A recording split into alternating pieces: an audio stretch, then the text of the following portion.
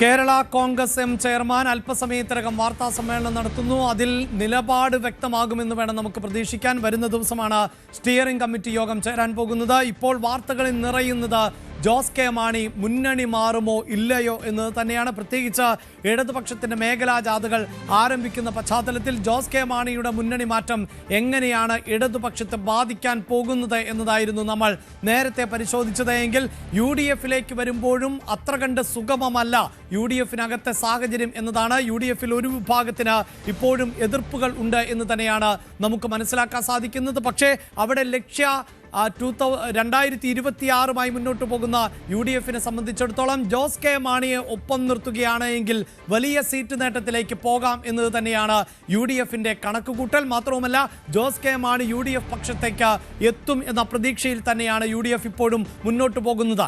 എന്നാൽ U D എഫിന് മുന്നിലും ചില പ്രതിസന്ധികൾ ഉണ്ട്. ആ പ്രതിസന്ധികൾ എന്ത് എന്നതാണ് നമുക്ക് വിശദമായി പരിശോധിക്കേണ്ടത്. അതിലേറ്റവും നിർണായകം എന്ന് പറയുന്നത് യു ഡി എഫിന്റെ ഭാഗമായി ജോസ് കെ മാണി എത്തുകയാണ് എങ്കിൽ ജോസ് കെ മാണിക്ക് എത്ര സീറ്റ് നൽകേണ്ടതായി വരും എന്നുള്ളതാണ്. ഇപ്പോൾ ഇടതുപക്ഷത്തിന്റെ ഭാഗമായി LDFന്റെ ഭാഗമായി ജോസ് കെ മാണി നിൽക്കുമ്പോൾ അവർക്ക് 12 സീറ്റുകൾ ആണ് നൽകിയിട്ടുള്ളത്. ഇടതുപക്ഷമെങ്കിൽ യു ഡി എഫിലേക്ക് വരുമ്പോൾ അത് 15 സീറ്റായി മാറുന്ന പശ്ചാത്തലം ഉണ്ടാകുന്നു. പ്രത്യേകിച്ച് ഈ 15 സീറ്റുകളിൽ യു ഡി എഫിന്റെ ഭാഗമായി നിന്നപ്പോൾ മത്സരിച്ച സാഹചര്യം കൂടിയുണ്ട്. അതുകൊണ്ട് തന്നെ ആ സീറ്റ് എന്നത് തന്നെയായിരിക്കും ഉറച്ചു നിന്നുകൊണ്ട് ആവശ്യപ്പെടാൻ പോകുന്നത് എന്നതാണ്. ഇനി അതിൽ തന്നെ എടുത്തു പറയേണ്ടത് പത്തനംതിട്ട, കോട്ടയം, ഇടുക്കി ഉൾപ്പെടെയുള്ള ജില്ലകൾ. ഈ 3 ജില്ലകളിൽ ആയിരിക്കും പ്രധാനപ്പെട്ട ഫോക്കസ് എന്നത് കേരള കോൺഗ്രസിനെ സംബന്ധിച്ചിടത്തോളം. അവിടെ ഇടുക്കിയിലേക്കും കോട്ടയത്തേക്കും ഒക്കെ വരുമ്പോൾ അവിടെ നിലപാടുകൾ മറ്റ് രാഷ്ട്രീയ പാർട്ടിയുടേത്, അതായത് കേരള കോൺഗ്രസ് ജോസഫ് വിഭാഗമാണ് ഇപ്പോൾ യു ഡി എഫിന് ഒപ്പമുള്ളത്. ഇടുക്കിയും തൊടുപുഴയും ഉൾപ്പെടെയുള്ള നിയമസഭാ മണ്ഡലങ്ങളിൽ അവർ മത്സരിക്കുന്ന സാഹചര്യമുണ്ട്. അതുകൊണ്ട് തന്നെ ആ സീറ്റുകൾ വിട്ടു നൽകാൻ ഒരുക്കമല്ല എന്ന് കേരള കോൺഗ്രസും വ്യക്തമാക്കിയ ഒരു പശ്ചാത്തലത്തിൽ ഈ ജില്ലകളിൽ ഏതൊക്കെ ഇടങ്ങളിൽ ആയിരിക്കും സീറ്റുകൾ നൽകേണ്ടതായി വരുന്നത്? അങ്ങനെ പരിശോധിക്കുമ്പോൾ അടുത്തതായി വരുന്നത് ജോസ് കെ മാണിക്ക് നൽകേണ്ട സീറ്റ് എവിടെ എന്നത് തന്നെയാണ്. പാല ആണ് ജോസ് കെ മാണിയുടെ തട്ടകം എന്നത് നമുക്കറിയാം. ആ പാലാ സീറ്റ് എന്ന ആവശ്യത്തിൽ ജോസ് കെ മാണി ഉറച്ചു നിൽക്കും എന്നതും അറിയാം. പാലായെ സംബന്ധിച്ചിടത്തോളം പാല ജോസ് കെ മാണിക്ക് കൈവിടുന്ന ഒരു സാഹചര്യം ഉണ്ടായിട്ടുണ്ട്.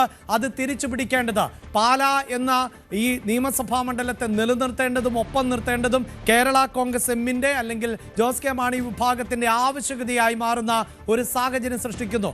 അപ്പോൾ സ്വാഭാവികമായി യു ഡി എഫിലുണ്ടാകുന്ന പ്രതിസന്ധി എന്നത് മാണി സി കാപ്പൻ ആണ്. അതായത് നിലവിൽ MLA ആയിട്ടുള്ള മാണി സി കാപ്പൻ ഉറപ്പായും പാലായിൽ തന്നെ മത്സരിക്കുമെന്ന് ഇപ്പോഴും നിലപാട് സ്വീകരിക്കുന്ന ഒരു പശ്ചാത്തലത്തിൽ മാണി സി കാപ്പനെ ഒപ്പം നിർത്തുന്ന സാഹചര്യം എവിടേക്ക് മാറ്റുമെന്നുള്ളതാണ്. അവിടെ നമ്മൾ ഒന്ന് ചേർത്ത് വെച്ച് പോകേണ്ടത് കഴിഞ്ഞ തെരഞ്ഞെടുപ്പിൽ NCPയുടേത് എന്ന് തന്നെ പറയാവുന്ന സ്ഥാനാർത്ഥി, അതായത് എലത്തൂരിൽ മത്സരിച്ച സാഹചര്യം ഉണ്ടായിരുന്നു. സുൽഫിക്കർ മയൂരി ആയിരുന്നു അവിടുത്തെ സ്ഥാനാർത്ഥി. അത് മാണി സി കാപ്പന്റെ നോമിനി ആയിരുന്നു എന്നതാണ്.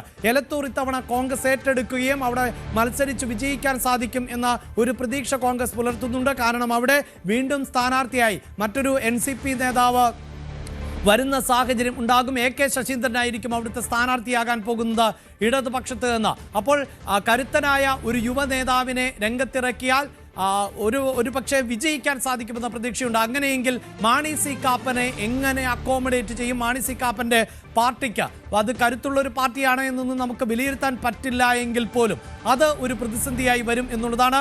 നേരത്തെ തന്നെ സൂചിപ്പിച്ചതാണ് ജോസഫ് വിഭാഗത്തിൻ്റെ എതിർപ്പ് എന്നത്. ജോസഫ് വിഭാഗത്തിന് നിലവിൽ ഉള്ള സീറ്റുകളൊന്നും വിട്ടു നൽകാൻ ഒരുക്കമല്ല എന്നതാണ് അബു ജോൺ അടക്കം ന്യൂസ് 18നോട് വ്യക്തമാക്കിയത്. പക്ഷേ അതിനെതിരെ കോൺഗ്രസിൽ നിന്ന് തന്നെ സ്വരങ്ങൾ ഉയരുന്ന പശ്ചാത്തലമുണ്ട്. കാരണം കേരള കോൺഗ്രസുകളെ പലപ്പോഴായി സ്വീകരിച്ചിട്ടുള്ള ഒരു പാരമ്പര്യം യു ഡി എഫിനുണ്ട്. അങ്ങനെ കേരള കോൺഗ്രസ് ജോസഫ് വിഭാഗം മുന്നണിയിലേക്ക് എത്തിയപ്പോൾ പോലും സീറ്റുകളിൽ വിട്ടുവീഴ്ച വരുത്തിയ സാഹചര്യമുണ്ട്. അന്ന് മാണി ഗ്രൂപ്പ് അടക്കം സീറ്റുകളിൽ വിട്ടുവീഴ്ച നടത്തി എന്നുള്ളതാണ്. അപ്പോൾ മാണി ഗ്രൂപ്പ് തിരികെ വരുമ്പോൾ ജോസ് കെ മാണി തിരികെ വരുമ്പോൾ വിട്ടുവീഴ്ചകൾ എല്ലാവരുടെയും ഭാഗത്ത് നിന്നുണ്ടാകണം എന്നതാണ് പറയുന്നത്. പക്ഷേ ഇടുക്കിയും തൊടുപുഴയും പോലെയുള്ള പ്രധാനപ്പെട്ട സീറ്റുകൾക്ക് അപ്പുറത്ത് ഏതൊക്കെ മണ്ഡലങ്ങൾ നൽകും, ഏതൊക്കെ മണ്ഡലങ്ങൾ വിട്ടു നൽകേണ്ട സ്വീകരിക്കേണ്ടതായി വരും എന്നുള്ളതാണ്. മറ്റൊന്ന് കടുത്തുരുത്തി പോലെയുള്ള ഒരു പ്രദേശം ആണ്. അവിടെ മോൻസ് ജോസഫിന്റെ നിലപാട് വളരെ പ്രധാനപ്പെട്ടതായി മാറുന്നു. മോൻസ് ജോസഫിനെ അവിടെ നിന്ന് മാറ്റുക എന്നത് പ്രായോഗികമാകുന്ന ഒന്നല്ല UDF-നെ സംബന്ധിച്ചിടത്തോളം എന്നതാണ്.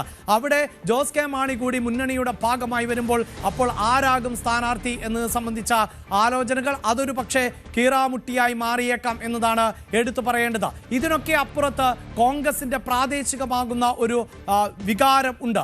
ആ വികാരം എന്നത് ഇപ്പോൾ ജയിച്ചു നിൽക്കുന്ന ഒരു സാഹചര്യമുണ്ട് കോൺഗ്രസിന്. അതായത് ജോസ് കെ മാണി കോൺഗ്രസിലേക്ക് വന്നില്ല എങ്കിൽ പോലും തങ്ങൾക്ക് വിജയിക്കാൻ പറ്റുന്ന ഒരു രാഷ്ട്രീയ സാഹചര്യം കേരളത്തിൽ ഉരുത്തിരിയുമ്പോൾ എന്തുകൊണ്ടിന് ആണ് തോറ്റു നിൽക്കുന്ന ഒരു മുന്നണിയുടെ ഭാഗമായിട്ടുള്ള ജോസ് കെ മാണിയെ സ്വീകരിക്കേണ്ടത് എന്ന പ്രാദേശികമായ ഒരു വികാരം പാല ഉൾപ്പെടെയുള്ള ഭാഗങ്ങളിലുണ്ട്. പക്ഷേ UDF-നെ സംബന്ധിച്ചിടത്തോളം കോൺഗ്രസിനെ സംബന്ധിച്ചിടത്തോളം അവർക്ക് മറ്റു ചില പ്രതിസന്ധികളുണ്ട്. മുസ്ലിം ലീഗിനെ ഒപ്പം നിർത്തുക. മുസ്ലിം ലീഗാണ് പ്രധാനമായും ജോസ് കെ മാണിയെ ഒപ്പം ചേർക്കണമെന്ന ആവശ്യത്തിൽ മുന്നിൽ നിൽക്കുന്നത്.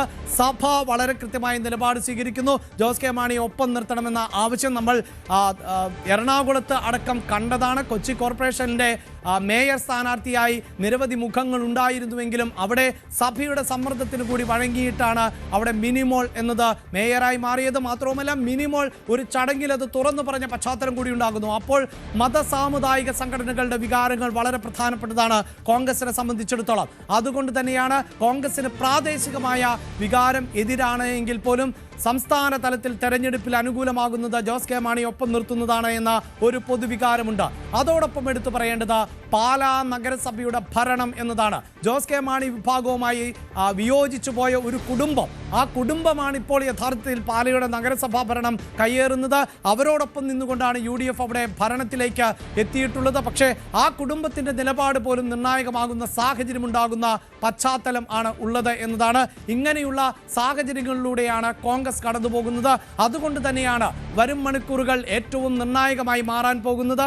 TG സജിത്ത് ഈ വാർത്തയുടെ വിശദാംശങ്ങളുമായി പൊളിറ്റിക്കൽ ഡെസ്കിൽ നിന്ന് ചേരും. പ്രത്യേകിച്ച് എവിടേക്കാണ്, അതായത് ജോസ് കെ മാണി ഇടതു മുന്നണിയിൽ തുടരുകയാണോ, അതിനപ്പുറത്ത് കളം മാറി ചവിട്ടുകയാണോ തെരഞ്ഞെടുപ്പിന് തൊട്ടുമുമ്പ്, സ്വന്തം തട്ടകത്തിലേക്ക് പഴയ തട്ടകത്തിലേക്ക് ജോസ് കെ മാണി തിരികെ പോവുകയാണോ? അതിനുള്ള ഉത്തരം നമുക്ക് അല്പസമയത്തിനകം അറിയാൻ സാധിക്കും. സജിത്ത്, അങ്ങനെ ഒരു നിലപാട് വ്യക്തമാക്കൽ ജോസ് കെ മാണിയുടെ ഭാഗത്ത് നിന്ന് ഉണ്ടാകുമെന്നല്ലേ നമുക്ക് പ്രതീക്ഷിക്കേണ്ടത്?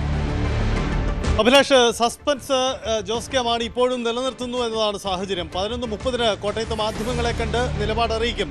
ഇതാണ് പ്രതീക്ഷിക്കപ്പെടുന്ന ഒരു കാര്യം. എന്തായാലും ജോസ് കെ മാണിക്ക് മുന്നിൽ താൻ ഇടതുമുന്നണിക്കൊപ്പമോ അതല്ല പുറത്തേക്കോ എന്ന കാര്യത്തിൽ ഒരു വ്യക്തത വരുത്തേണ്ടി വരുന്നു ഇന്നത്തെ ദിവസം എന്നതാണ് പ്രധാനപ്പെട്ട കാര്യം. അതായത് ഇതുവരെ ഈ കഴിഞ്ഞ ദിവസങ്ങളായി ചർച്ച ചെയ്യപ്പെട്ടിരുന്ന സസ്പെൻസുകൾക്ക് ഒരു വ്യക്തത വരുത്താൻ ജോസ് കെ മാണിക്ക് കഴിയണം വരുന്ന മിനിറ്റുകളിൽ. അതാണ് വാർത്താ സമ്മേളനത്തിൽ നമ്മൾ പ്രതീക്ഷിക്കുന്ന കാര്യവും.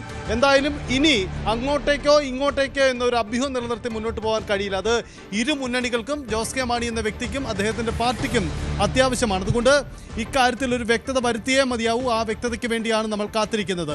പക്ഷേ ഇതുവരെയുള്ള സാഹചര്യങ്ങൾ നമുക്ക് വിലയിരുത്തുമ്പോൾ ഇരു സാധ്യതകളും പങ്കുവെച്ചു പോവാം. കാരണം ജോസ് കെ മാണിയെ നിലനിർത്താൻ, മുന്നണിയിൽ നിലനിർത്താൻ ഇടതു കേന്ദ്രങ്ങൾ നടത്തുന്ന ശ്രമങ്ങൾ, പ്രത്യേകിച്ച് CPM-ന്റെ VN വാസവന്റെ നേതൃത്വത്തിൽ നടക്കുന്ന നീക്കങ്ങളൊക്കെ കഴിഞ്ഞ ദിവസങ്ങളിലായി ചർച്ച ചെയ്യുന്നു. അതിപ്പോഴും തുടരുകയാണ്. എന്തായാലും VN വാസവൻ നേതൃത്വത്തിൽ നടത്തിയ ആ നീക്കങ്ങൾ ഫലം കാണുമോ എന്ന പ്രധാനപ്പെട്ട ചോദ്യമാണ്.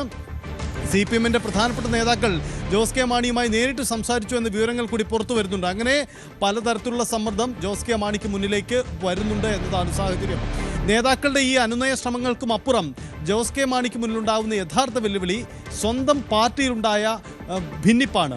കാരണം 2 MLA-മാർ, മന്ത്രി അടക്കമുള്ള 2 പേർ വ്യത്യസ്ത നിലപാട് സ്വീകരിക്കുന്നു എന്ന് തന്നെയാണ് ജോസ് കെ മാണിയെ കുഴയ്ക്കുന്ന വിഷയം. അതായത് റോഷി അഗസ്റ്റിൻ നടത്തിയ ഈ നീക്കമാണ് യഥാർത്ഥത്തിൽ ജോസ് കെ മാണിക്ക് പിന്തിരിയേണ്ടി വരുന്നുണ്ടെങ്കിൽ, UDF എന്ന നീക്കത്തിൽ നിന്ന് പിന്തിരിയേണ്ടി വരുന്നുണ്ടെങ്കിൽ അതിന് കാരണമാവുന്നത് അപ്രതീക്ഷിതമായി റോഷി അഗസ്റ്റിനും ഒപ്പം തന്നെ പ്രമോദ് നാരായണനും അടക്കമുള്ളവർ നടത്തിയ നീക്കമാണ്.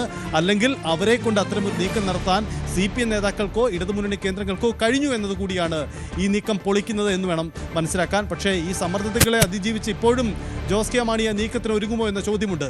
ഇവിടെ പറയേണ്ടി വരുന്നത് മുസ്ലിം ലീഗ് UDF-നകത്ത് നടത്തുന്ന ചില ശ്രമങ്ങളാണ്. അല്പസമയം മുമ്പും സണ്ണി ജോസഫ് KPCC അധ്യക്ഷന്റെ പ്രതികരണം പുറത്തു വന്നിട്ടുണ്ട്.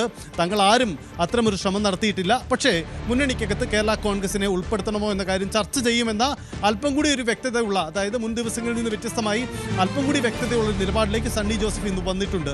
അതിനർത്ഥം പരിഗണിക്കുന്നു, അന്തരീക്ഷത്തിൽ അല്ലെങ്കിൽ ഉള്ളിൽ ചില ചർച്ചകൾ നടക്കുന്നു എന്ന കാര്യത്തിന്റെ ഒരു സ്ഥിരീകരണം കൂടിയാണ് അദ്ദേഹത്തിന്റെ വാക്കുകളുള്ളത്. പക്ഷേ അതിനപ്പുറം കേരള കോൺഗ്രസ് താല്പര്യമെടുത്തിട്ടില്ല, തങ്ങൾ നേരിട്ട് ചർച്ച നടത്തിയിട്ടില്ല എന്ന് പറയുന്നു. പക്ഷേ സംഭവിക്കുന്നതെല്ലാം കഴിഞ്ഞ കുറേ ദിവസങ്ങളായി നടക്കുന്ന ചർച്ചകളുടെ അതിൻ്റെ ഒരു കൺസോൾട്ടേഷൻ, അതിൻ്റെ ഒരു ആകത്തുകയിലേക്കാണ് കാര്യങ്ങൾ വരാൻ പോകുന്നത്. അതിൽ പ്രധാനപ്പെട്ട ഒരു നീക്കം നടത്തുന്നത് മുസ്ലിം ലീഗ് തന്നെയാണ് എന്നതാണ് പുറത്തു വരുന്ന വാർത്തകൾ. അതായത് ലീഗ് നേതൃത്വമാണ് മുൻകാലങ്ങളിൽ KM മാണിയും അദ്ദേഹത്തിൻ്റെ പാർട്ടിയുമായി ആശയവിനിമയങ്ങൾ പലപ്പോഴും UDF-ൽ പ്രതിസന്ധി കാലത്ത് നടത്തിയിരുന്നത്. സമാനമായി ഇത്തവണയും ലീഗ് നേതൃത്വം തന്നെയാണ് ജോസ് കെ മാണിയെ മുന്നണിക്കൊപ്പം ഉണ്ടാകണമെന്ന നിലപാടെടുത്തിരിക്കുന്നത്. കോൺഗ്രസിൻ്റെ പല നേതാക്കൾക്കും ഭിന്ന നിലപാടുണ്ടായിരുന്നെങ്കിൽ കൂടിയും ജോസ് കെ മാണി UDF-നൊപ്പം വേണം എന്ന നിലപാടെടുത്തിരിക്കുന്നത് ലീഗ് നേതൃത്വം തന്നെയാണ്. ലീഗ് നേതൃത്വമാണ് ഈ അനുനയ നീക്കങ്ങൾക്ക് ഏറ്റവും ശക്തമായ നീക്കങ്ങൾ കൂടി നടക്കുന്നത്.